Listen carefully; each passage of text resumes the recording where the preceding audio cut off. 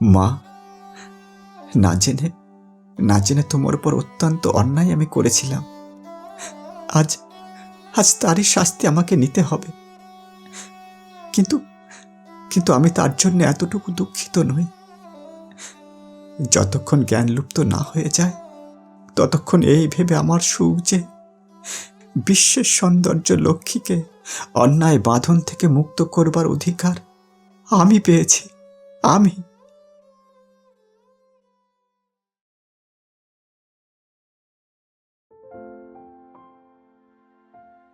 বসন্তের এই কাঁচা রোদ আর শিউলি ঝরা সকালের শেষে যখন আকাশ জুড়ে এক অদ্ভুত প্রশান্তি নামে, তখনই মনে পড়ে তার কথা।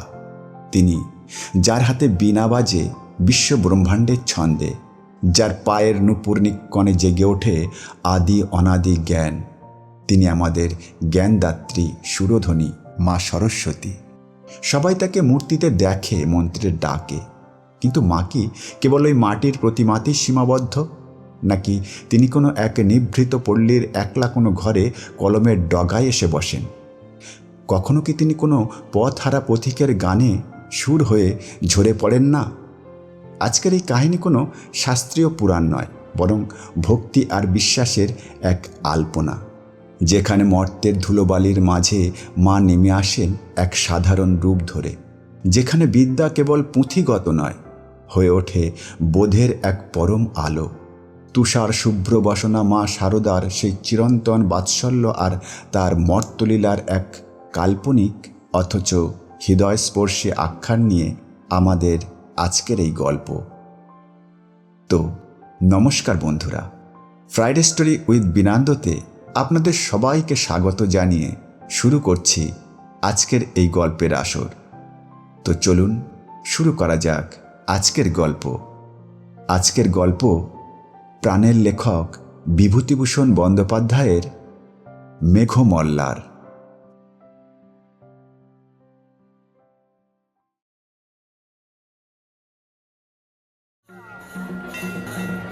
দশপারমিতার মন্দিরে সেদিন যখন সাপুড়ের খেলা দেখবার জন্য অনেক মেয়ে পুরুষ মন্দির প্রাঙ্গণে একত্র হয়েছিল, তারই মধ্যে প্রদ্যুম্ন প্রথমে লোকটিকে দেখে। সেদিন ছিল জ্যৈষ্ঠ মাসের সংক্রান্তি। চারিপাশের গ্রাম থেকে মেয়েরা এসেছিল দশপারমিতার পূজা দিতে। সেই উপলক্ষে অনেক সাপুড়ে, গায়ক, বাজিকর মন্দিরে একত্র হয়েছিল।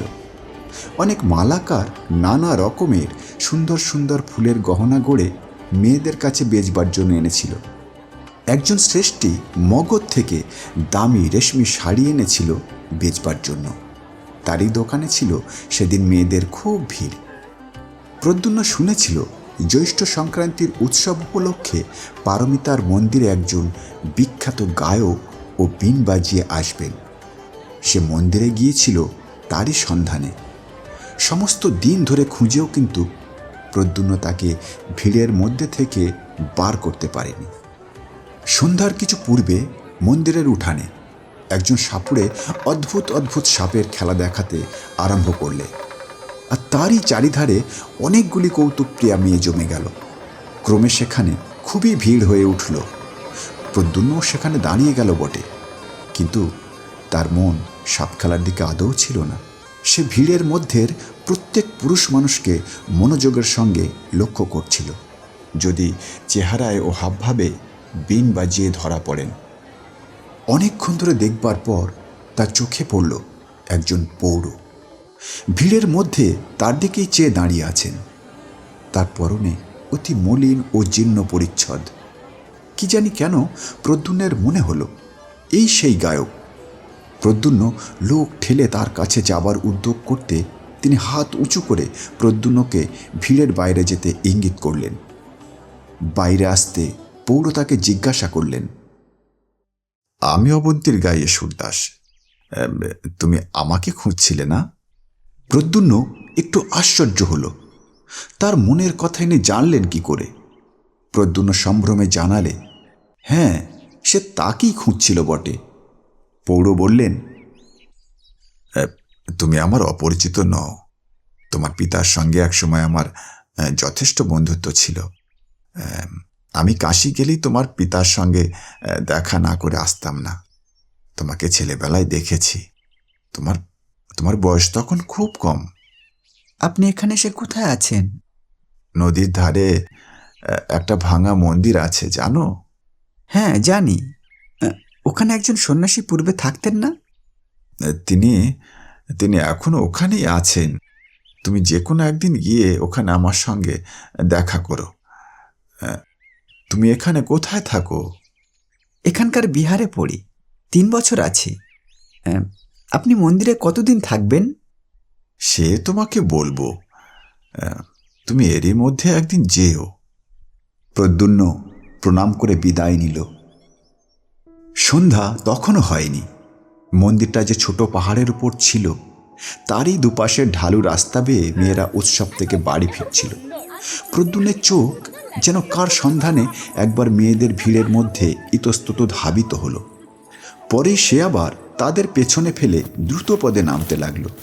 আচার্য শীলব্রত অত্যন্ত কড়া মেজাজের মানুষ। একই তিনি প্রদ্যুম্নের মধ্যে অন্যান্য ছাত্রদের চেয়ে বেশি চঞ্চলতা ও কৌতুকপ্রিয়তা লক্ষ্য করে তাকে একটু বেশি শাসনের মধ্যে রাখতে চেষ্টা করেন। তার উপরে সে রাত করে বিহারে ফিরলে কি আর রক্ষা থাকবে? বাঁক ফিরতেই বাঁ পাশের পাহাড়ের আড়ালটা সরে গেল। সেখানে সেদিকটা খোলা। প্রদ্যুম্ন দেখলে দূরে নদীর ধারে মন্দিরটা চূড়া দেখা যাচ্ছে। চূড়ার মাথার উপরকার ছায়াচ্ছন্ন আকাশ বেয়ে ঝাপসা ঝাপসা পাখির দল ডানা মেলে বাসায় ফিরছিল। আরও দূরে একখানা সাদা মেঘের প্রান্ত পশ্চিম দিকের পড়ন্ত রোদে সিঁদুরের মতো রাঙা হয়ে আসছিল। চারধারে তার শীতোজ্জ্বল মেঘের কাঁচুলি হালকা করে টানা। হঠাৎ পেছন থেকে প্রদ্যুম্নের কাপড় ধরে কে ঈষৎ টানলে। প্রদ্যুম্ন পিছন ফিরে চাইতেই যে কাপড় ধরে টেনেছিল তার চোখে কৌতুকের বিদ্যুৎ খেলে গেল। সে কিশোরী, তার দোলন চাপা রঙের ছিপছিপে দেহটি বেড়ে নীল শাড়ি ঘুরিয়ে ঘুরিয়ে পরা, নতুন কেনা একছড়া ফুলের মালা তার খোপাটিতে জড়ানো। প্রদ্যুম্ন বিস্ময়ের সুরে বলে উঠল, কখন তুমি এসেছিলে সুনন্দা? আমি তোমাকে এত খুঁজছিলাম, কই দেখতে পেলাম না তো। প্রথমটা কিশোরীর মুখ লজ্জায় লাল হয়ে উঠল।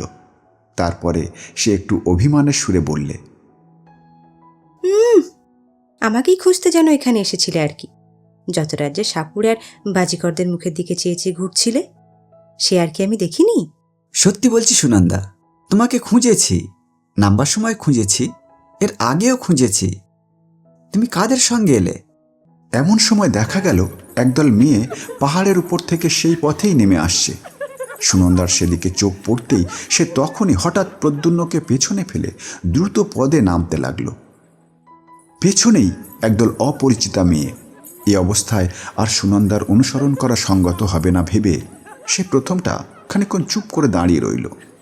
তারপর হতাশা মেশানো ক্রোধে ঘাড় উঁচু করে সে সদর্পে লাফিয়ে লাফিয়ে পথ চলতে লাগল। সন্ধ্যার ঈষৎ অন্ধকার তখন মিলিয়ে গিয়েছে।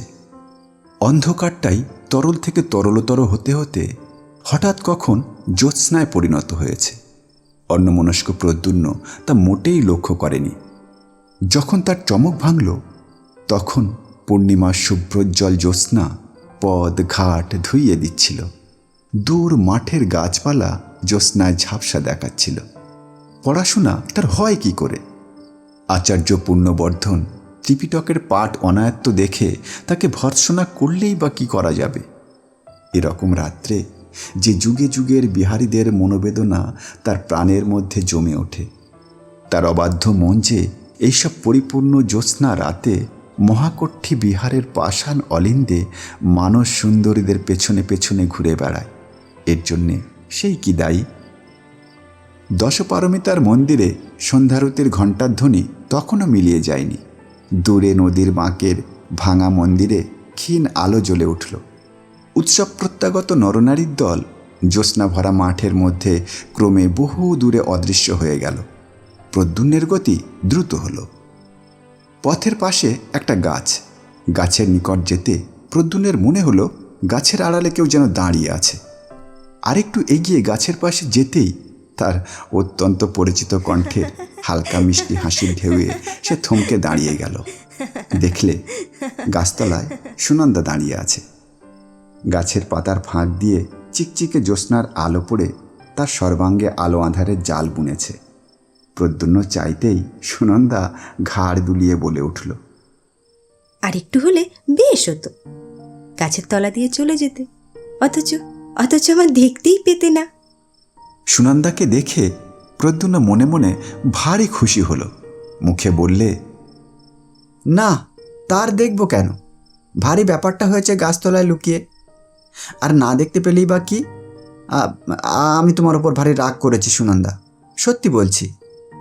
হুম, দোষ করবেন নিজে, আবার রাগও করবেন নিজে। সেদিন কি কথা বলেছিলে মনে আছে? তা না, যত রাজ্যে সাপুড়ে আর বাজিকর, মাগো ওদের কাছে যাও কি করে? এমন নোংরা কাপড় পরে। আমি তো ওদের ত্রিসীমানায় যাইনি। তুমি বড় মানুষের মেয়ে, তোমার কথাই আলাদা। কিন্তু কিন্তু কথাটা কি ছিল বলছিলে? যাও, আর মিথ্যে ভান করার দরকার নেই। কি কথা মনে করে দেখো। আরে সেদিন বললে না। প্রদ্যুম্ন একটুখানি ভেবে বলে উঠল, ও, বুঝতে পেরেছি, সেই বাঁশি। সুনন্দা অভিমানের সুরে বললে, ভেবে দেখো বলেছিলে কি না? আমি দুপুরবেলা থেকে মন্দিরে এসে বসে আছি, আর উনি একে তো এলেন বেলা করে, তার উপরে আবার যাও। প্রদ্যুম্ন এবার হেসে উঠল, বললে,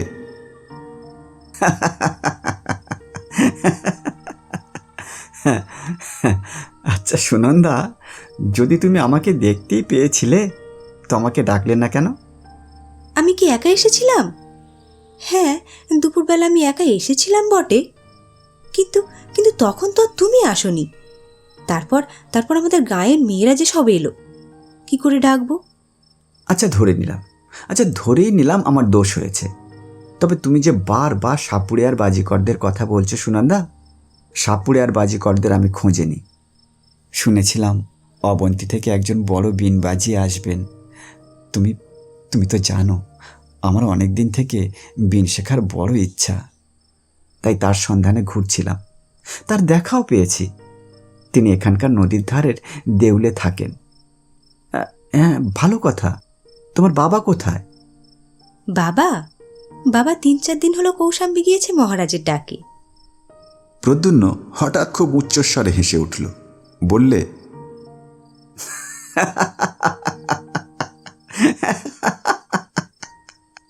ও ও তাই? নইলে আমি ভাবছি এত রাত পর্যন্ত সুনন্দা কি... চুপ চুপ চুপ, তোমার কি কোনো কাণ্ডজ্ঞান নেই? এক্ষুনি যে সব আরতি দেখে লোক ফিরবে। প্রদ্যুম্ন হাসি থামিয়ে বললে, এবার কিন্তু তোমার বাবা এলে বলে দেব নিশ্চয়ই। দিও বলে, এমনি আমি মন্দির আরতি পর্যন্ত থাকি, তিনি জানেন। প্রদ্যুম্ন সুনন্দার সুগঠিত পুষ্পপেলব দক্ষিণ বাহুটি নিজের হাতের মধ্যে বেষ্টন করে নিলে। তারপর বললে, আচ্ছা থাক, বলে দেব না। চলো সুনন্দা, তোমায় বাঁশি শোনাই। আমার সঙ্গেই আছে, সত্যি বলছি। তোমার শোনাবার জন্যই এনেছিলাম। তবে ওকে খুঁজছিলাম, বিনটা ভালো করে শিখব বলে। নদীর ধারে এসে কিন্তু প্রদ্যুম্ন বড় নিরুৎসাহ হয়ে পড়ল। সে বাঁশি বাজালো বটে, কিন্তু সে যেন ভাষা সুরের সঙ্গে তাতে তার প্রাণের কোনো যোগ রইল না। তারা দুজনে নির্জনে আরও কতবার বসেছে। প্রদ্যুম্নের বাঁশি শুনতে সুনন্দা ভালোবাসত বলে প্রদ্যুম্ন যখনই বিহার থেকে বাইরে আসত, বাঁশিটি সঙ্গে আনত। প্রদ্যুম্নের বাঁশির অলস স্বপ্নময় সুরের মধ্যে দিয়ে কতদিন উভয়ের অজ্ঞাতে রোদ ভরা মধ্যাহ্ন গিয়ে সন্ধ্যার অন্ধকার নেমে এসেছে। কিন্তু দুজনে এক হলে প্রদ্যুম্নের এরকম নিরুৎসাহ ভাব তো সুনন্দার কখনো লক্ষ্য করেনি। কি জানি কেন প্রদ্যুম্নের বারবার মনে আসছিল সেই জীর্ণ পরিচ্ছদ পরা অদ্ভুত দর্শন গায়ক সুরদাসের কথা। তাদের বিহারের কলাববিদ ভিক্ষু বসুব্রতের আঁকা জরাচিত্রের মতোই লোকটা কেমন কুশ্রী লোল চর্ম শীর্ণ দর্শন। পুরাতন পুঁথির ভূর্জপত্রের মতো ওর পরিচ্ছদের কেমন একটা অপ্রীতিকর মিটে লাল রং।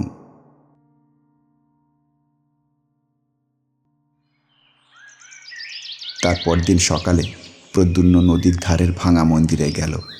সেটা দেবমূর্তি বহুদিন অন্তরিত, সমস্ত গায়ে বড় বড় ফাটল, সাপকোপের বাস। নিকটবর্তী গ্রামবাসীরা সেদিকে বড় একটা কেউ আসত না।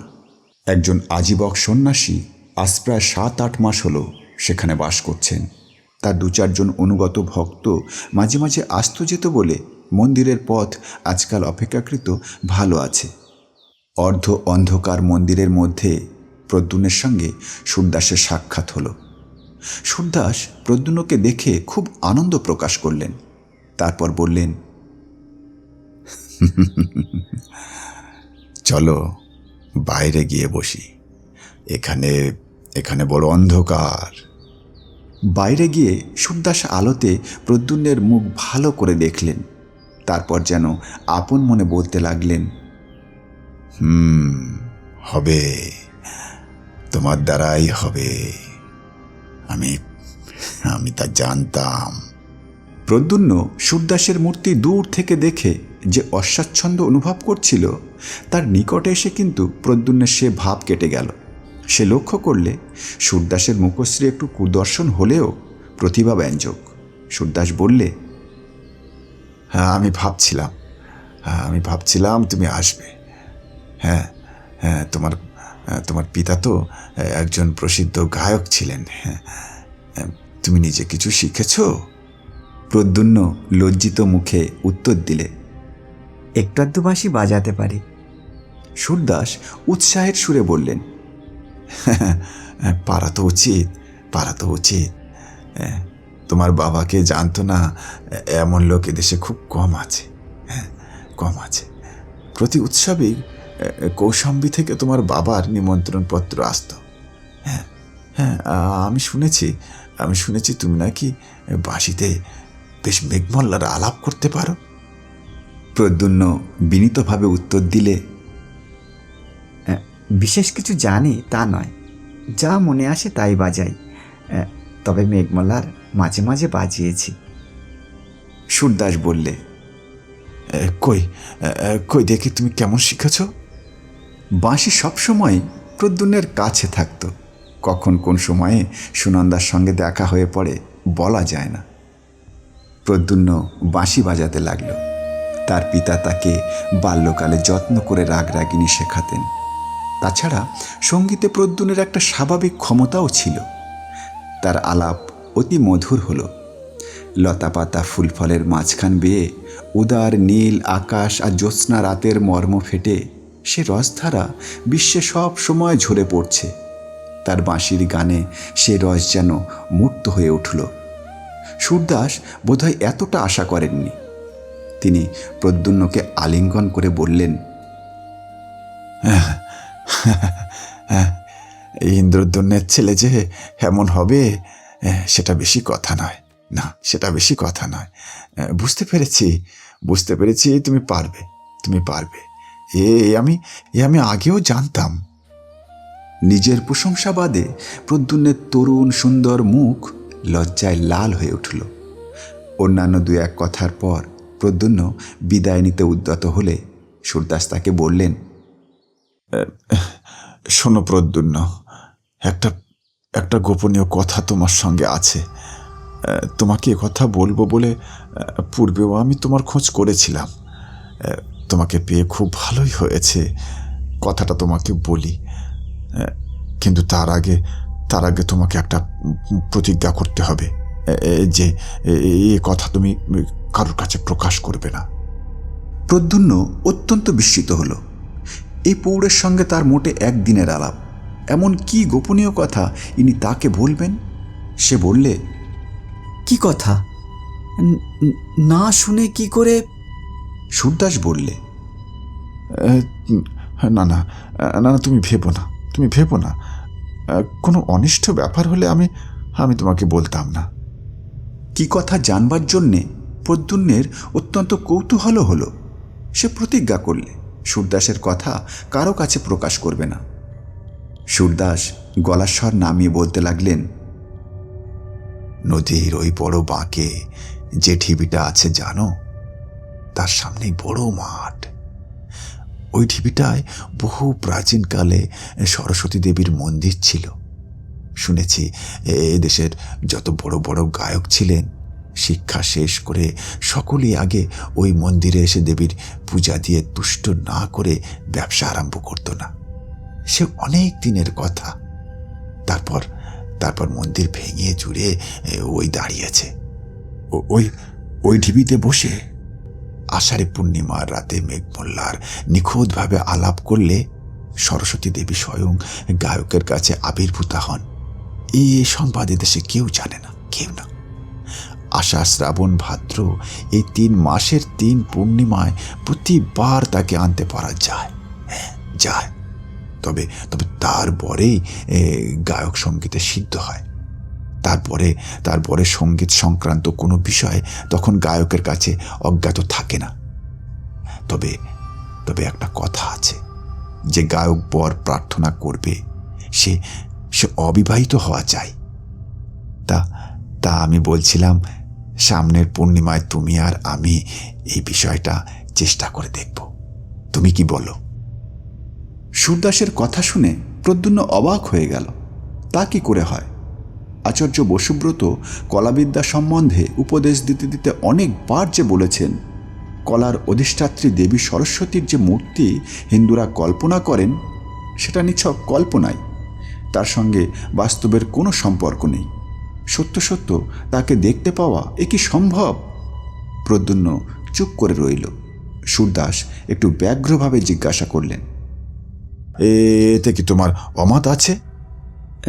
না না না, মানে সেজন্যে না, কিন্তু ভাবছিলাম এটা কি করে সম্ভব যে...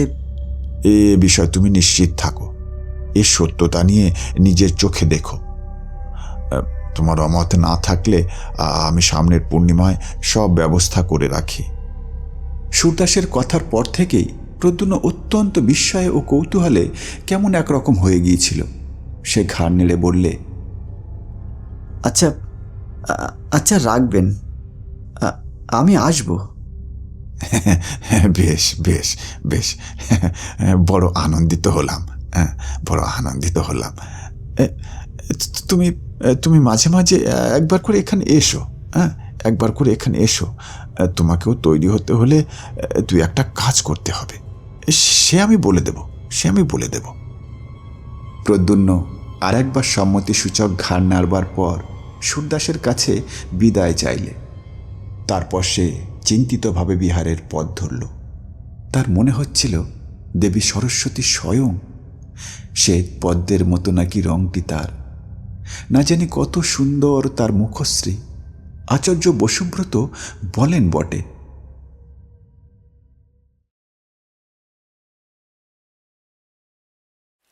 ভদ্রাবতী নদীর ধারে শাল, পিয়াল, তমাল বনে সেবার ঘনঘোর বর্ষা নামল। সারা আকাশ জুড়ে কোনো বিরোহিণী পরম সুন্দরীর অযত্ন বিন্যাসে মেঘবরণ চুলের রাশ এলিয়ে দেওয়া। প্রাবিট রজনীর ঘনান্ধকার, তার প্রিয়হীন প্রাণের নিবিড় নির্জনতা। দূর বনের ঝোড়ো হাওয়ায় তার আকুল দীর্ঘশ্বাস। তারই প্রতীক্ষাশ্রান্ত আঁখি দুটির অশ্রু ভারে ঝড়ো ঝড়ো অবিশ্রান্ত বাড়ি বর্ষণ। মেঘ মেদুর আকাশের বুকে বিদ্যুৎ চমক, তার হতাশ প্রাণে ক্ষণিক আশার মেঘদূত। আষাঢ়ী পূর্ণিমার রাতে প্রদ্যুম্ন সুরদাসের সঙ্গে নদীর ঘাটে গেল। তারা যখন সেখানে পৌঁছল তখন মেঘ নেমে সমস্ত আকাশ ছেয়ে ফেলেছে। চারদিক তরল অন্ধকারে অস্পষ্ট দেখাচ্ছে। প্রদ্যুম্ন সুরদাসের কথা মতো নদী থেকে স্নান করে এসে বস্ত্র পরিবর্তন করলে। সঙ্গীর ক্রিয়াকলাপে প্রদ্যুম্ন বুঝতে পারলে তিনি একজন তান্ত্রিক। তাদের বিহারে একজন ভিক্ষু ছিলেন। তিনি যোগাচার্য পদ্মসম্ভারের শিষ্য। সে ভিক্ষুর কাছে তান্ত্রিক ক্রিয়াকলাপের কথা কিছু কিছু সে শুনেছিল। সুরদাস অনেকগুলো রক্তজবার মালা সঙ্গে করে এনেছিলেন। তার মধ্যে কতগুলো তিনি নিজে পড়লেন, কতগুলো প্রদ্যুম্নকে পড়তে বললেন। ছোট মরার মাতার খুলিতে তেল সলতে দিয়ে প্রদীপ জ্বালালেন। তার পুজোর আয়োজনে সাহায্য করতে করতে প্রদ্যুম্ন হাঁপিয়ে পড়ল।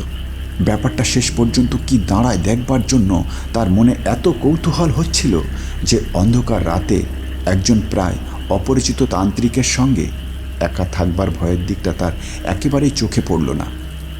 অনেক রাত্রে হোম শেষ হলো। সুরদাস বললেন, প্রদ্যুন্ন, তুমি এবার তোমার কাজ আরম্ভ করো। আমার কাজ শেষ হয়েছে।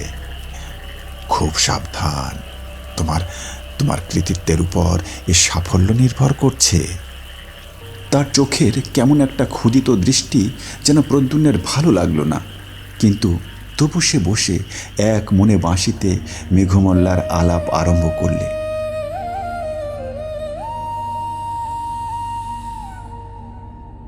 তখন আকাশ বাতাস নীরব, অন্ধকারে সামনে মাঠটায় কিছু দেখবার উপায় নেই। শালবনের ডালপালায় বাতাস লেগে একরকম অস্পষ্ট শব্দ হচ্ছে। বড় মাঠের পারে শালবনের কাছে দিক চক্রবালের ধারে নৈশ প্রকৃতি পৃথিবীর বুকের অন্ধকার পুষ্পসজ্জায় তার অঞ্চল বিছিয়েছে। শুধু বিশ্রাম ছিল না ভদ্রাবতীর। সে কোন অনন্তের সঙ্গে নিজেকে মিশিয়ে দেবার আকুল আগ্রহে এক টানা বয়ে চলেছে। মৃদু গুঞ্জনে আনন্দ সঙ্গীত গাইতে গাইতে, কুলে তাল দিতে দিতে। হঠাৎ সামনের মাঠটা থেকে সমস্ত অন্ধকার কেটে গিয়ে সাদা মাঠটা তরল আলোকে প্লাবিত হয়ে গেল। প্রদ্যুন্ন সবিস্ময়ে দেখলে মাঠের মাঝখানে শত পূর্ণিমার জ্যোৎস্নার মতো অপরূপ আলোর মণ্ডলে কে এক জ্যোৎস্নাবরণী অনিন্দ সুন্দরী মহিমাময়ী তরুণী। তার নিবিড় কৃষ্ণকেশ রাজি অযত্ন বিন্যাসভাবে তার অপূর্ব গ্রীবাদেশের পাশ দিয়ে ছড়িয়ে পড়েছে। তার আয়ত নয়নের দীর্ঘ কৃষ্ণপক্ষ কোনো স্বর্গীয় শিল্পীর তুলি দিয়ে আঁকা। তার তুষার ধবল বাহুবল্লী দিব্য পুষ্পাভরণে মণ্ডিত। তার ক্ষীণ কোটি নীল বসনের মধ্যে অর্ধলুক্কায়িত মণি মেখলায় দীপ্তিমান। তার রক্ত কমলের মতো পা দুটিকে বুক পেতে নেবার জন্য মাটিতে বাসন্তী পুষ্পের দল ফুটে উঠেছে। হ্যাঁ হ্যাঁ, এই তো দেবী বাণী। এর বিনার মঙ্গল ঝঙ্কারে দেশে দেশে শিল্পীদের সৌন্দর্য তৃষ্ণা সৃষ্টি মুখী হয়ে উঠেছে। এর আশীর্বাদে দিকে দিকে সত্যের প্রাণ প্রতিষ্ঠা হচ্ছে। এরই প্রাণের ভাণ্ডারে বিশ্বের সৌন্দর্য সম্ভার নিত্য অফুরন্ত রয়েছে। শাশ্বত এর মহিমা, অক্ষয় এর দান, চির নতুন এর বাণী। প্রদ্যুন্ন চেয়ে থাকতে থাকতে দেবীর মূর্তি অল্পে অল্পে মিলিয়ে গেল। জ্যোৎস্না আবার ম্লান হয়ে পড়ল। বাতাস আবার নিস্তেজ হয়ে বইতে লাগল। অনেকক্ষণ প্রদ্যুন্নের কেমন একটা মোহের ভাব দূর হলো না। সে যা দেখলে এ স্বপ্ন না সত্য। অবশেষে সুরদাসের কথায় তার চমক ভাঙল। সুরদাস বললে, আমার এখনো কাজ আছে, তুমি ইচ্ছা করলে যেতে পারো। কেমন? আমার কথা মিথ্যা নয়, দেখলে তো? সুরদাসের কথা কেমন অসংলগ্ন বোধ হতে লাগলো। তার মুখের দিকে চেয়ে প্রদ্যুন্ন দেখলে তার চোখ দুটো যেন অর্ধ অন্ধকারের মধ্যে জ্বলজ্বল করছে। তার কাছে থেকে বিদায় নিয়ে সে যখন বিহারের দিকে রওনা হলো, পূর্ণিমার চাঁদকে তখন মেঘে প্রায় ঢেকে ফেলেছে। একটু একটু জ্যোৎস্না যা আছে তা কেমন হলদে রঙের। গ্রহণের সময় জ্যোৎস্নার এরকম রং সে কয়েকবার দেখেছে। মাঠ খুব বড়, পার হতে অনেকটা সময় লাগলো। তারপর মাঠ ছাড়িয়ে বড় বনটা আরম্ভ হলো। খুব ঘন বন। শাল দেবদারু গাছের ডালপালা নিবিড় হয়ে জড়াজড়ি করে আছে। মধ্যে অন্ধকারও খুব। পাছে রাত ভোর হয়ে যায় এই ভেবে সে খুব দ্রুত পদে যাচ্ছিল। যেতে যেতে তার চোখে পড়ল বনের মধ্যে এক স্থান দিয়ে যেন খানিকটা আলো বেরোচ্ছে। প্রথম সে ভাবলে গাছের পাতার ফাঁক দিয়ে জ্যোৎস্না এসে পড়ে থাকবে, কিন্তু ভালো করে লক্ষ্য করে সে দেখে বুঝল যে সে আলো জ্যোৎস্নার আলোর মতন নয়, বরং কৌতূহল অত্যন্ত হওয়াতে পথ ছেড়ে সে বনের মধ্যে ঢুকে পড়ল। যে পিপুল গাছের সারের ফাঁক দিয়ে আলো আসছিল তার কাছে গিয়ে গাছের গুঁড়ির ফাঁক দিয়ে উঁকি মেরে প্রদ্যুন্ন অবাক হয়ে দাঁড়িয়ে রইল। একই তো সেই মাত্র মাঠের মধ্যে দেখেছে। এই সেই অপরূপা সুন্দরী নারী তো। অদ্ভুত অদ্ভুত। সে দেখলে যাকে এই মাত্র মাঠের মধ্যে দেখেছে সেই অপরূপ দ্যুতিশালিনী নারী বনের মধ্যে চারিধারে ঘুরে বেড়াচ্ছেন। জোনাকি পোকার হুল থেকে যেমন আলো বার হয়, তার সমস্ত অঙ্গ দিয়ে তেমনি একরকম স্নিগ্ধোজ্জ্বল আলো বেরুচ্ছে। অনেক দূর পর্যন্ত বন সে আলোয় উজ্জ্বল হয়ে উঠেছে।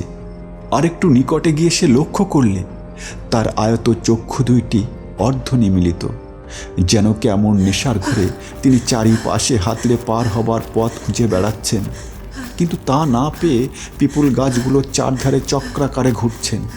তার মুখশ্রী অত্যন্ত বিপন্নের মতো। প্রদ্যুম্নের হঠাৎ বড় ভয় হলো। মাঠে সরস্বতী দেবীর দর্শন থেকে আর এ পর্যন্ত সমস্ত ঘটনা আগা গোড়া ভৌতিক। এই নিশীথ রাতে শালের বনে নইলে কি কাণ্ড! সে আর সেখানে মোটেই দাঁড়ালো না। বন থেকে বার হয়ে দ্রুত হাঁটতে হাঁটতে যখন সে বিহারের উদ্যানে এসে পৌঁছল, ম্লান চাঁদ তখন কুমারসেনের পাহাড়ের পেছনে অস্ত যাচ্ছে। ভোর রাত্রে শয্যায় ঘুমিয়ে পড়ে সে স্বপ্ন দেখলে ভদ্রাবতীর গভীর কালো জলের তলায় রাতের অন্ধকারে কে এক দেবী পথ হারিয়ে ফেলেছেন। তিনি যতই উপরে ওঠার চেষ্টা করছেন, জলের ঢেউ তাকে ততই বাধা দিচ্ছে। নদীর জলে তার অঙ্গের জ্যোতি ততই নিভে আসছে। অন্ধকার ততই তার চারিপাশে গাঢ় হয়ে আসছে। নদীর মাছগুলো তার কোমল পা দুখানি ঠুকরে রক্তাক্ত করে দিচ্ছে। ব্যথিত দেহা, বিপন্না, বেপথমতী দেবীর দুঃখ দেখে একটা বড় মাছ দাঁত বার করে হিংস্র হাসি হাসছে। মাছটার মুখ গায়ক সুরদাসের মতো।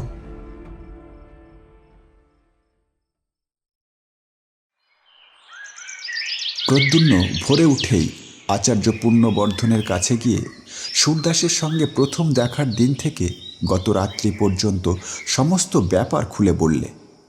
আচার্য পূর্ণবর্ধন বৌদ্ধ দর্শনের অধ্যাপক ছিলেন। মঠের ভিক্ষুকদের মধ্যে তিনি ছিলেন সর্বাপেক্ষা প্রাচীন ও বিজ্ঞ। এজন্য সকলেই তাকে শ্রদ্ধা করত। তিনি সব শুনে বিস্মিত হলেন। সঙ্গে সঙ্গে তার চোখের দৃষ্টি শঙ্কাকুল হয়ে উঠল। জিজ্ঞাসা করলেন, এ কথা আগে জানাওনি কেন? তিনি নিষেধ করেছিলেন। আমি আমি তার কাছে প্রতিজ্ঞা। ও, বুঝেছি। তবে এখন বলতে এসেছো কেন? এখন এখন আমার মনে হচ্ছে আমি কার যেন কি অনিষ্ট করেছি। পূর্ণবর্ধন একটুখানি কি ভাবলেন, তারপর বললেন, এই রকম একটা কিছু ঘটবে তা আমি জানতাম। পদ্মসম্ভার আর তার কতকগুলো কাণ্ড জ্ঞানহীন তান্ত্রিক শিষ্য দেশের ধর্মকর্ম লোপ করতে বসেছে। স্বার্থসিদ্ধির জন্য এরা না করতে পারে এমন কোনো কাজই নেই। আর আর আমি বেশ দেখছি প্রদ্যুম্ন, যে তোমার এই অবাধ্যতা ও অযথা কৌতুকপ্রিয়তায় তোমার সর্বনাশের মূল হবে। তুমি কাল রাত্রে অত্যন্ত অন্যায় কাজ করেছ। তুমি দেবী সরস্বতীকে বন্দিনী করবার সহায়তা করেছ। এবার প্রদ্যুম্নের বিস্মিত হবার পালা। তার মুখ দিয়ে কোনো কথা বার হলো না। পূর্ণবর্ধন বললেন, এইসব কুসংসর্গ থেকে দূরে রাখবার জন্যই আমি বিহারের কোনো ছাত্রকে বিহারের বাইরে যাবার অনুমতি দিই নে। কিন্তু যাক, তুমি ছেলে মানুষ, তোমারই বা দোষ কি? আচ্ছা, এই সুরদাসকে দেখতে কিরকম বলো দেখি। প্রদ্যুম্ন সুরদাসের আকৃতি বর্ণনা করলে। পূর্ণবর্ধন বললেন, আমি জানি তুমি যাকে সুরদাস বলছো তার নাম সুরদাস নয়, বা তার বাড়ি অবন্তিতেও নয়। সে হচ্ছে প্রসিদ্ধ কাপালিক গুণনাঢ্য। কার্যসিদ্ধির জন্য তোমার কাছে মিথ্যা নাম বলেছে। প্রদ্যুম্ন অধীরভাবে বলে উঠল, কিন্তু কিন্তু আপনি যে বলেছেন। পূর্ণবর্ধন বললেন, সেই ইতিহাস বলছি শোনো। নদীর ধারে যে সরস্বতী মন্দিরের ভগ্ন স্তূপ আছে, ওটা হিন্দুদের একটা অত্যন্ত বিখ্যাত তীর্থস্থান। প্রায় 200 বৎসর পূর্বে একজন তরুণ গায়ক ওখানে থাকত। তখন মন্দিরের খুব সমৃদ্ধি অবস্থা ছিল না, কিন্তু প্রবাদ এই যে সে গায়কটি মেঘমল্লারে এমন সিদ্ধ ছিল যে আষাঢ়ী পূর্ণিমার রাতে তার আলাপে মুগ্ধা হয়ে দেবী সরস্বতী স্বয়ং তার কাছে আবির্ভূতা হতেন। সেই থেকে ওই মন্দির এক প্রসিদ্ধ তীর্থস্থান হয়ে ওঠে। সে গায়ক মারা যাবার পরেও কিন্তু পূর্ণিমার রাতে সিদ্ধ গায়ক মল্লার আলাপ করলেই দেবী যেন কোন টানে তার কাছে এসে পড়েন। এই গুণনাঢ্য একবার অবন্তীর প্রসিদ্ধ গায়ক সুরদাসের সঙ্গে ওই ঢিপিতে উপস্থিত ছিল। সুরদাস মেঘমল্লার সিদ্ধ ছিলেন। তার গানে নাকি সরস্বতী দেবী তার সম্মুখে আবির্ভূতা হয়ে তাকে বর প্রার্থনা করতে বলেন। সুরদাস প্রার্থনা করেন তিনি যেন দেশের সঙ্গীতজ্ঞ ব্যক্তিদের মধ্যে শ্রেষ্ঠ আসন প্রাপ্ত হন। সরস্বতী দেবী তাকে সেই বরই দেন। তারপর দেবী যখন গুণনাট্যকে বর প্রার্থনার কথা বলেন, তখন সে দেবীর রূপে মুগ্ধ হয়ে তাকে প্রার্থনা করে বসে। সরস্বতী দেবী বলেছিলেন, তাকে পাওয়া নির্গুণের কাজ নয়। সে নামে গুণনাঢ্য হলেও কার্যত তার এমন কোনো কলাতেই নিপুণতা নেই যে তাকে পেতে পারে। অনেক জীবন ধরে সাধনার প্রয়োজন।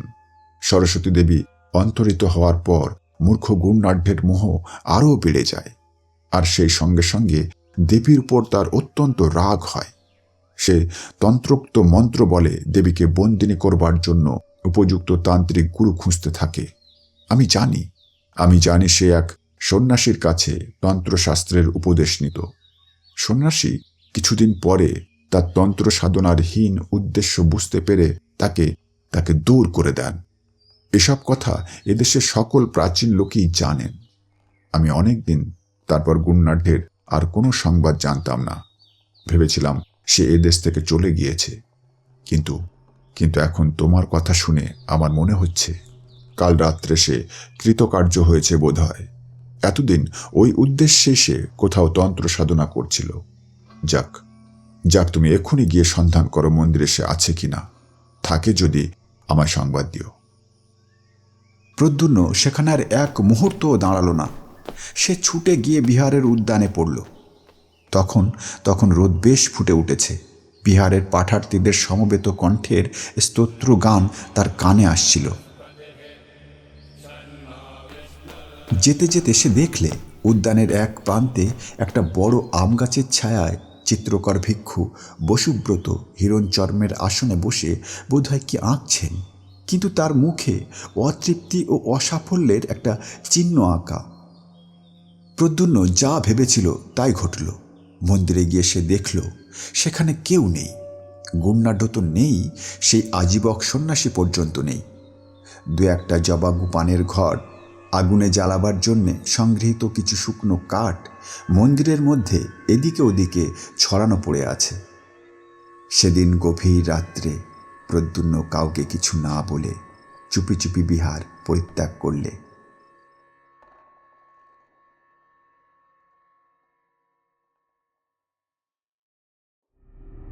তারপর 1 বৎসর কেটে গিয়েছে। বিহার পরিত্যাগ করবার পর প্রদ্যুম্ন একবার সুনন্দার সঙ্গে সাক্ষাৎ করে বলেছিল সে বিশেষ কোনো কাজে বিদেশে যাচ্ছে, শীঘ্রই ফিরে আসবে।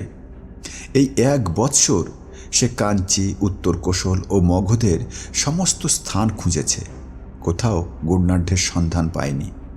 তবে বেড়াতে বেড়াতে কতকগুলি কৌতূহলজনক কথা তার কানে গিয়েছে।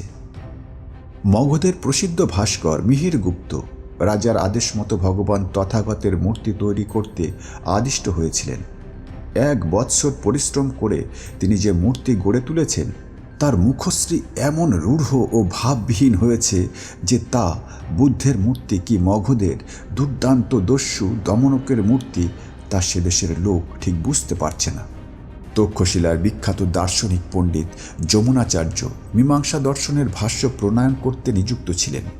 হঠাৎ তার নাকি এমন দুর্দশা ঘটেছে যে তিনি আর সূত্রের অর্থ করে উঠতে না পেরে আবার বৈদিক ব্যাকরণের সুবন্ত প্রকরণ থেকে পড়তে আরম্ভ করেছেন। মহাকঠি বিহারের চিত্রবিদ্যা শিক্ষক ভিক্ষু বসুব্রত বুদ্ধ ও সুজাতা নামক তার চিত্রখানা বৎসরাবধি চেষ্টা করেও মনের মতো করে এঁকে উঠতে না পেরে বিরক্ত হয়ে ওদিকে একেবারে ছেড়ে দিয়ে সম্প্রতি নাকি শাকুন শাস্ত্রের চর্চায় অত্যন্ত উৎসাহ দেখাচ্ছেন। একদিন প্রদ্যুম্ন সন্ধান পেলে উরুবিল্লু গ্রামের কাছে একটা নির্জনের স্থানে একজন গো চিকিৎসক এসে বাস করছেন। তার চেহারার বর্ণনার সঙ্গে সুরদাসের আকৃতির অনেকটা মিল হলো। তখনই সে গ্রামে গিয়ে অনেককে জিজ্ঞাসা করলে গো চিকিৎসকের সন্ধান কেউ দিতে পারলে না। সেদিন ঘুরতে ঘুরতে অবসন্ন অবস্থায় উরুবিল্ল গ্রামের প্রান্তের একটা বড় বট গাছের ছায়ায় সে বসেছে। সন্ধ্যা তখনও নামেনি। ঝিরঝিরে বাতাসে গাছের পাতাগুলো নাচছে। পাশে মাঠে পাকা শস্যের শীষগুলো সোনার মতো চিকমিক করছে। একটু দূরে একটা ডোবার মতো জলাশয়ে বিস্তৃত কুমুদ ফুল ফুটে আছে। অনেক বন্য হংস তার জলে খেলা করছে। সামনে একটু দূরে একটা ছোট পাহাড়, পাহাড়ের গায়ে একটা ঝর্ণা। পাহাড়ের নিচে এক জায়গায় ঝর্ণার জল খানিকটা আটকে গিয়ে ওই ডোবাটার মতো জলাশয়টা তৈরি করেছে। প্রদ্যুম্নের হঠাৎ চোখ পড়ল। পাহাড়ের গা বেয়ে ধাপে ধাপে ঘটকক্ষে এক স্ত্রীলোক নেমে আসছেন। দেখে তার মনে কেমন সন্দেহ হওয়াতে সে এগিয়ে গেল। ডোবার একদিকের উঁচু পাড়ে গিয়ে দেখেই তার মাথাটা যেন ঘুরে উঠল। এই তো তিনি, ভদ্রাবতীর তীরে শালবনে ইনিই তো পথ হারিয়ে ঘুরছিলেন। মাঠের মধ্যে জ্যোৎস্না রাতে একেই তো সে দেখেছিল। তবে তার অঙ্গের সে জ্যোতির এক কণাও আর নেই। পরনে অতি মলিন এক বস্ত্র, কিন্তু সেই চোখ, সেই সুন্দর গঠন। দাঁড়িয়ে দাঁড়িয়ে দেখে তার আর কোনো সন্দেহই রইল না যে এই তিনি। তার মনের মধ্যে গোলমাল বেঁধে গেল। সে উত্তেজনার মাথায় বিহার ছেড়ে সুরদাসের খোঁজ করে বেড়াচ্ছিল বটে, কিন্তু দেখা পেলে কি করবে তা সে ভাবেনি। কাজেই সে একরকম লুকিয়েই সেখান থেকে চলে এলো।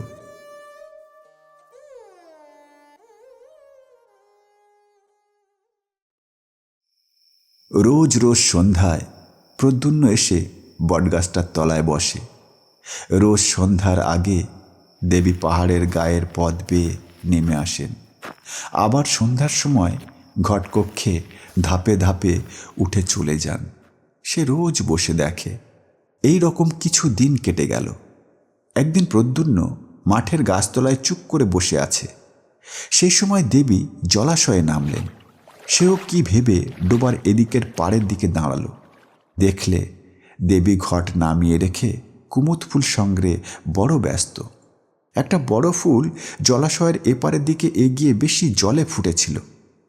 তিনি সেটা সংগ্রহের জন্য খানিকটা বৃথা চেষ্টা করবার পর চোখ তুলে অপর পারে প্রদ্যুম্নকে দেখতে পেয়ে হঠাৎ একটু অপ্রতিভের হাসি হাসলেন। তারপর হাসি মুখে তার দিকে চেয়ে বললেন, বলছিলাম, আমায় ওই ফুলটা তুলে দেবে? দিই যদি আপনি এক কাজ করেন, কি বলো? আমায় কিছু খেতে দেবেন। আমি সমস্ত দিন কিছু খাইনি। দেবীর মুখে ব্যথার চিহ্ন দেখা দিল। বললেন, আহা, তা এতক্ষণ বলনি কেন? এপারে এসো, থাকি ফুল। প্রদ্যুম্ন জলে নেমে ফুলটা সংগ্রহ করে ওপারে গেল। দেবী বললেন, তুমি মাঠের মাঝে ওই বড় গাছটার তলায় রোজ বসে থাকো না? প্রদ্যুম্ন তার হাতে ফুলটা দিয়ে বললে, হ্যাঁ, আমিও দেখি। আপনি সন্ধ্যার সময় রোজই জল নিয়ে আসেন। দেবী হাসি মুখে বললেন, ওই পাহাড়ের উপরেই আমাদের ঘর। এসো, তুমি আমার সঙ্গে এসো, আমি তোমায় খেতে দিই গে। হঠাৎ দেবী কেমন এক প্রকার বিহ্বল চোখে চারিদিকে চাইলেন। তারপর পাহাড়ের গায়ে কাটা ধাপ বেয়ে উঠতে লাগলেন। প্রদ্যুম্ন পিছনে পিছনে চলল। পাহাড়ের উপর উঠে গিয়ে একটু দূরে বুনো বাঁশঝাড়ের আড়ালে বেশ পরিষ্কার পরিচ্ছন্ন একটা ছোট কুঠির। দেবী বন্ধ দুয়ার খুলে ঘরের মধ্যে গিয়ে প্রদ্যুম্নকে বললেন, এসো। প্রদ্যুম্ন দেখলে কুটিরে কেউ নেই। জিজ্ঞাসা করলে, আপনি কি এখানে একা থাকেন? দেবী বললেন, না, এক সন্ন্যাসী আমায় এখানে সঙ্গে করে এনেছেন। তিনি কি করেন জানি নে, কিন্তু মাঝে মাঝে এখান থেকে চলে যান, 5-6 দিন পরে আসেন। তুমি এখানে বসো। দেবী মাটির ঘট পূর্ণ করে তাকে জবাগু পান করতে দিলেন। স্বাদ অমৃতের মতো। এমন সুস্বাদু জবাগু সে পূর্বে কখনো পান করেনি। প্রদ্যুম্নের মনে হল, যদি আচার্য পূর্ণবর্ধনের কথা সত্য হয়, আর যদি যদি সে স্বচক্ষে যা দেখেছে তা ইন্দ্রজাল না হয়, তবে এই তো দেবী সরস্বতী তার সামনে। তার জানবার কৌতূহল হলো ইনি নিজের সম্বন্ধে কি বলেন। সে জিজ্ঞাসা করলে, আপনারা এর আগে কোথায় ছিলেন? আপনার দেশ কোথা? দেবী কাঠের বড় পাত্রে সযত্নে স্যুপ ও অন্ন পরিবেশনে ব্যস্ত ছিলেন। প্রশ্ন শুনে বিস্ময়পূর্ণ দৃষ্টিতে তিনি প্রদ্যুম্নের দিকে চেয়ে বললেন, আমার কথা বলছো? আমার আমার দেশ কোথায় জানিনি। আমি নাকি বিদিশার পথের ধারে এক ভাঙা মন্দিরে অচেতন অবস্থায় পড়েছিলাম। সন্ন্যাসী আমায় এখানে উঠিয়ে এনেছেন। সেই থেকে এখানেই আছি। তার আগে কোথায় ছিলাম তা তা আমার মনে পড়ে না। তিনি অন্যমনস্কভাবে বাইরে সাঁঝের রক্তিম আকাশে, যেখানে উরুবিল্ল গ্রামের প্রান্তরে বনরেখার মাথার সূর্য হেলে পড়েছে, সেই দিকে চেয়ে রইলেন। চেয়ে চেয়ে কি মনে আনবার চেষ্টা করলেন, বোধহয় মনে এলো না। হঠাৎ কি ভেবে তার পদ্মের পাপড়ির মতো চোখ দুটি বয়ে ঝরঝর করে জল ঝরে পড়ল। তাড়াতাড়ি আঁচলে মুখ মুছে তিনি প্রদ্যুম্নের সামনে অন্নে পূর্ণ কাঠের থালা রাখলেন। বললেন, খাবার জিনিস কিছুই নেই। তুমি রাত্রে এখানে থাকো। আমি পদ্মের বীজ শুকিয়ে রেখেছি, তা দিয়ে রাত্রে পায়েস তৈরি করে খেতে দেব। সকালে যেও। প্রদ্যুম্নের চোখে জল আসছিল। ওগো বিশ্বের আত্মবিস্তৃতা সৌন্দর্য লক্ষ্মী, বিদিশার মহারাজের আর মহাশ্রেষ্ঠীর সমবেত রত্ন ভাণ্ডার তোমার পায়ের এক কণা ধুলোরও যোগ্য নয়। সে দেশের পথের ধুলো এমন কি পুণ্য করেছে মা, যে তুমি সেখানে পড়ে থাকতে যাবে? খাওয়া শেষ হলে প্রদ্যুম্ন বিদায় চাইলে। দেবীর চোখে হতাশার দৃষ্টি ফুটে উঠল। বললেন, থাকো না কেন রাত্রিরে? আমি রাত্রিরে পায়েস রেঁধে দেব। প্রদ্যুম্ন জিজ্ঞাসা করলে, আপনার এখানে একা রাত্রে থাকতে ভয় করে না? খুব ভয় করে। ওই বেতের বনের অন্ধকারে কি যেন নড়ে। ভয়ে আমি দৌড় খুলতে পারি নে। ঘুম হয় না, সমস্ত রাত বসেই থাকি। প্রদ্যুম্নের হাসি পেল। ভাবলে রাত্রে একা থাকতে ভয় করে বলে পায়েসের লোভ দেখিয়ে দেবী তাকে সঙ্গে রাখতে চান। সে বললে, আচ্ছা আচ্ছা, রাত্রে থাকবো। দেবীর মুখ আনন্দে উজ্জ্বল হল। সমস্ত রাত সে কুটিরের বাইরে খোলা হাওয়ায় বসে কাটালে। দেবীও কাছে বসে রইলেন। বললেন, এমন জ্যোৎস্না, আমি কিন্তু ভয়ে বাইরে আসতে পারি নে। ঘরের মধ্যে বসে রাত কাটাই। দেবীর ব্যাপার দেখে প্রদ্যুম্ন অবাক হয়ে গিয়েছিল। হলুই বা মন্ত্রশক্তি, এতটা আত্মবিস্তৃত হওয়া এই যে তার কল্পনার বাইরের জিনিস। নানা গল্পে সমস্ত রাত কাটল। ভোর হলে সে বিদায় চাইল। দেবী বলে দিলেন, সন্ন্যাসী এলে একদিন আবার এসো। সেই দিন থেকে প্রতি রাত্রে সে দেবীর অলক্ষিতে পাহাড়ের নিচে বসে কুটিরের দিকে চেয়ে পাহারা রাখত। তার তরুণ বীর হৃদয় এক ভীরু নারীকে একা বনের মধ্যে ফেলে রাখার বিরুদ্ধে বিদ্রোহ তুলেছিল। 10-15 দিন কেটে গেল। একদিন প্রদ্যুম্ন শুনত দেবী অনেক রাত্রে একা গান গাইছেন। সে গান পৃথিবীর মানুষের গান নয়, সে গান প্রাণধারার আদিম ঝর্ণার গান, সৃষ্টিমুখী নিহারিকাদের গান, অনন্ত আকাশে দিশাহারা কোনো পথিক তারার গান। একদিন দুপুরবেলা কে তাকে বললে, এই তুমি যে গোবৈদের কথা বলছিলে না, তাকে এইমাত্র দেখে এলাম। পথের ধারে পুকুরে এসে স্নান করছে। শুনে ছুটতে ছুটতে গিয়ে পুকুরের ধারে উপস্থিত হলো। দেখলে সত্যি গুণাঢ্য পুকুরের ধারে বস্ত্রাদির পুঁটলি নামিয়ে রেখে পুকুরে স্নান করতে নেমেছেন। সে অপেক্ষা করতে লাগল। একটু পরে গুণাঢ্য বস্ত্র পরিবর্তন করে উঠে প্রদ্যুম্নকে দেখে কেমন যেন হয়ে গেলেন। বললেন, তুমি এখানে? প্রদ্যুম্ন বললে, আমি কেন তা বুঝতে পারেননি? তুমি এখন বলছো বলে নয় প্রদ্যুন্ন। আমি আমি এ কাজ করবার পর যথেষ্ট অনুতপ্ত আছি। প্রতি রাত্রে ভয়ানক স্বপ্ন দেখি। কারা যেন বলছে, তুই যে কাজ করেছিস এর শাস্তি অনন্ত নরক। আমি আমি এই জন্যেই আজ এক পক্ষের উপর আমার গুরু সেই আজীবক সন্ন্যাসীর কাছে গিয়েছিলাম। তার কাছে বশীকরণ মন্ত্র আমি শিক্ষা করি। এর এমনি শক্তি যে মনে করলে আমি যাকে ইচ্ছা বাঁধতে পারি, কিন্তু আনতে পারি না।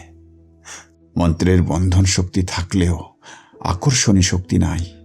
এই জন্যেই আমি তোমাকে সঙ্গে নিয়েছিলাম।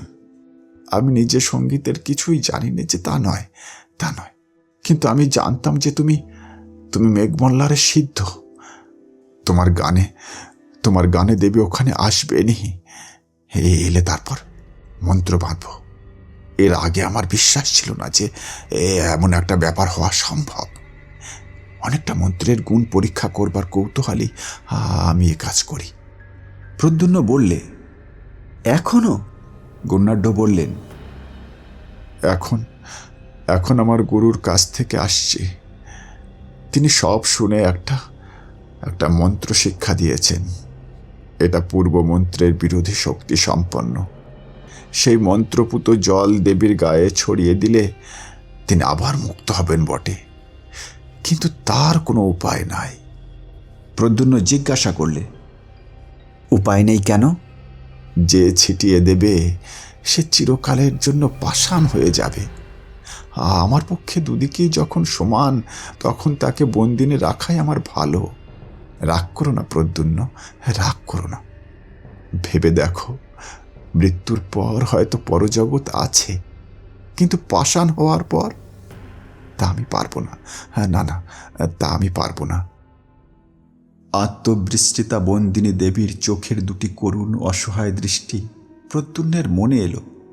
যদি তা না হয় তাহলে তাকে যে চিরদিন বন্দিনী থাকতে হবে। যুগে যুগে যে উদার উচ্চ প্রেরণা আগে এসে তরুণদের নির্মল প্রাণে পৌঁছয়, আজও প্রদ্যুন্নের প্রাণের বেলায় তার ঢেউ এসে লাগল।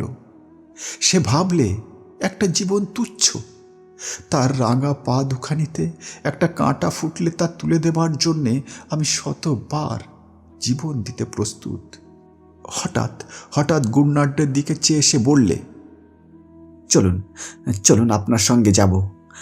আমায় সে মন্ত্রপুত জল দেবেন। গুণনাট্য বিস্ময় প্রদ্যুন্নের দিকে চেয়ে বললেন, বেশ করে ভেবে দেখো, এ ছেলে খেলা নয়। এ কাজ। প্রদ্যুন্ন বললে, চলুন আপনি। তারা যখন কুটিরের নিকটবর্তী হল, তখন গুণনাট্য বললেন, প্রদ্যুন্ন, আবার একবার ভালো করে ভেবে দেখো। কোনো মিথ্যা আশায় ভুলো না। এ থেকে তোমার উদ্ধার করবার ক্ষমতা কারুর হবে না, কারুর না, দেবীরও না। মন্ত্র বলে তোমার প্রাণ শক্তি চিরকালের জন্য জড় হয়ে যাবে। বেশ বুঝে দেখো, মন্ত্র শক্তি নির্মম, অমোঘ, কাউকে রেহাই দেবে না, কাউকে না। প্রদ্যুন্ন বললে, আপনি কি ভাবেন আমি কিছু গ্রাহ্য করি? কিছু না, চলুন।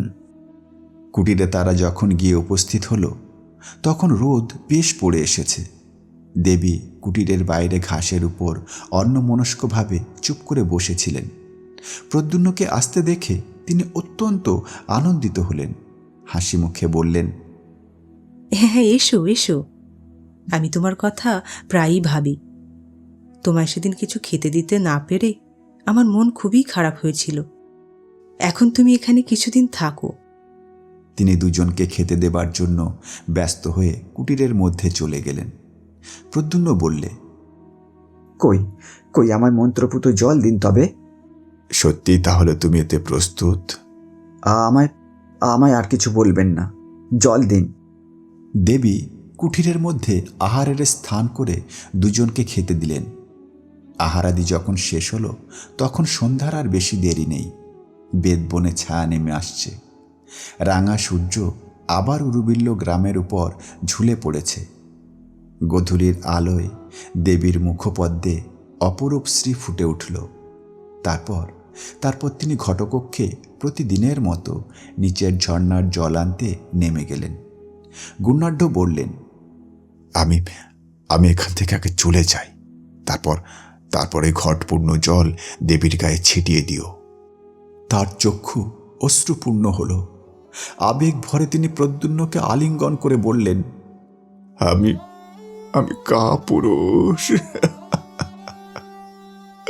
আমি কাপুরুষ, আমার সে সাহস নেই, আমার সে সাহস নেই, নইলে তিনি কুটিরের মধ্যে তার দ্রব্যাদি সংগ্রহ করে নিলেন। তারপর সরু পথ বেয়ে বেদবনের ধার দিয়ে পাহাড়ের অপর পারে চলে গেলেন। তারই নিচে একটু দূরে মগধ থেকে বিদিশা যাওয়ার পর প্রদ্যুম্ন চারিদিকে চেয়ে বসে বসে ভাবলে, ওই নীল আকাশের তলে 20 বৎসর আগে সে মায়ের কোলে জন্মেছিল। তার সে মা বারাণসীতে তাদের গৃহটিতে বসে বাতায়ন পথে সন্ধ্যার আকাশের দিকে চেয়ে হয়তো প্রবাসী পুত্রের কথাই ভাবছেন। মায়ের মুখখানি একবারটি শেষবারের জন্য দেখতে তার প্রাণ আকুল হয়ে উঠল। ওই পূব আকাশের নবমীর চাঁদ কেমন উজ্জ্বল হয়েছে। মগধ যাবার রাজপথে গাছের সারির মাথায় একটা তারা ফুটে উঠল। বেদবনের বেদ ডাঁটাগুলো তরল অন্ধকারে আর ভালো দেখা যায় না। প্রদ্যুম্নের চোখ হঠাৎ অশ্রুপূর্ণ হল। সেই সময় সে দেখলে দেবী জল নিয়ে পাহাড়ের গা বেয়ে উঠে আসছেন। মন্ত্রপুত জলপূর্ণ ঘট সে মাটিতে নামিয়ে রেখেছিল। দেবীকে আসতে দেখে সে তা হাতে তুলে নিল। দেবী কুটিরের সামনে এলেন। তার হাতে অনেকগুলো আধফোটা কুমুদ ফুল।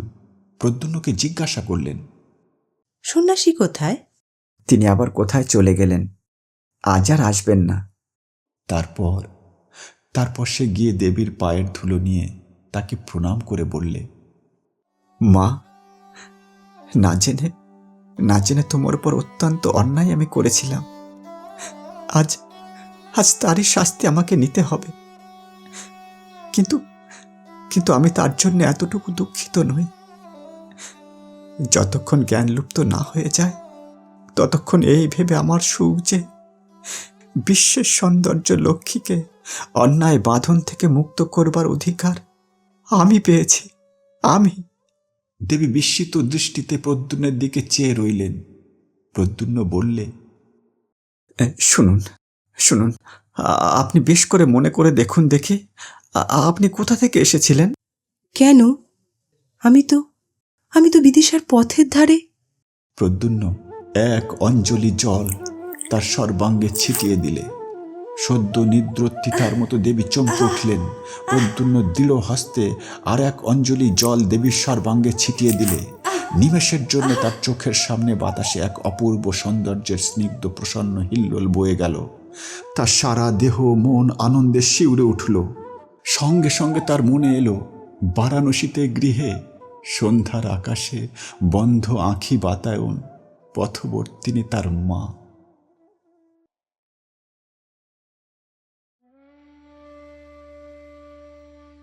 কুমার সেনের বিহারে আচার্য শিলব্রতের কাছে একটি মেয়ে অল্প বয়সে দীক্ষা গ্রহণ করে। তার নাম সুনন্দা। সে হিরণ্যনগরের ধনবান শ্রেষ্ঠী সামন্ত দাসের মেয়ে।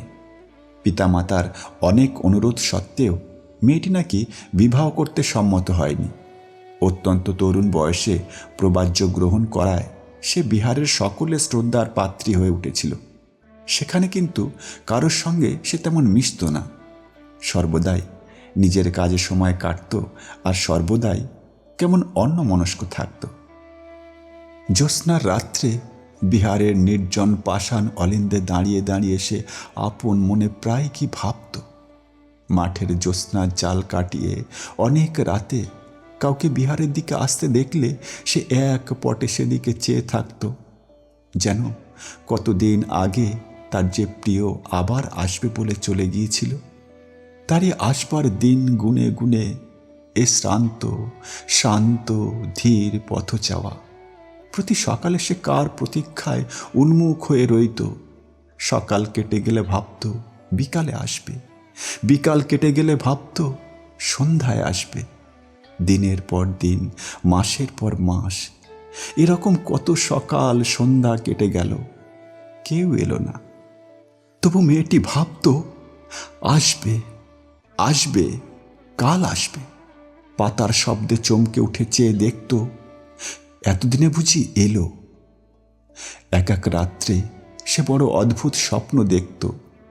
কোথাকার যেন কোনো এক পাহাড়ের ঘন বেতের জঙ্গল আর বাঁশের বনের মধ্যে লুকানো এক অর্ধভগ্ন পাষাণ মূর্তি।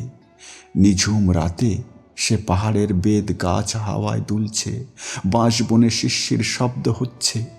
দীর্ঘ দীর্ঘ বেদ ডাঁটার ছায়ায় পাষাণ মূর্তিটার মুখ ঢাকা পড়ে গেছে। সেই অন্ধকার অর্ধরাত্রে জনহীন পাহাড়টার বাঁশগুলোর মধ্যে ঝোড়ো হাওয়া ঢুকে কেবল বাজছে মেঘমল্লার। ভোরে উঠে রাতের স্বপ্ন ভেবে আশ্চর্য হয়ে যেত, কোথায় পাহাড়, কোথায় বেদবন, কার ভাঙা মূর্তি, কিসের এসব অর্থহীন দুঃস্বপ্ন।